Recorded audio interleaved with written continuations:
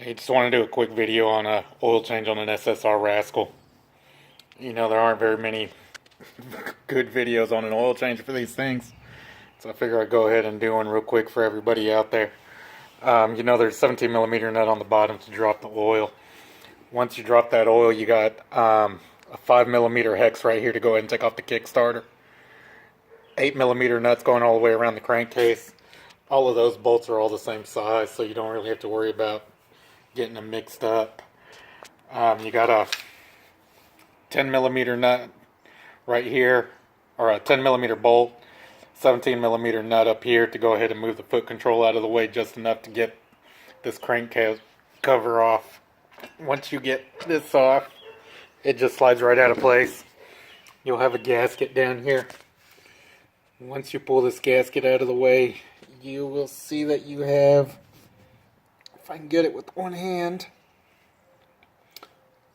a little screen right here that you got to clean off. This is only after about 30 miles on this bike. I decided to go ahead and drop the oil. A lot of people say that the factory oil that comes in these things is crap, so that's why I was getting it.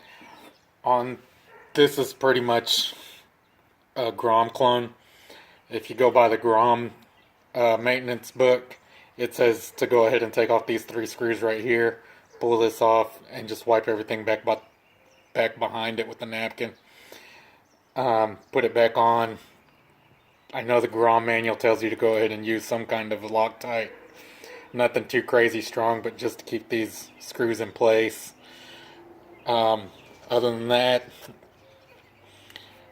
you know, replace the gasket if you need to. Put the cover back on, refill it back up with oil. Thanks for watching.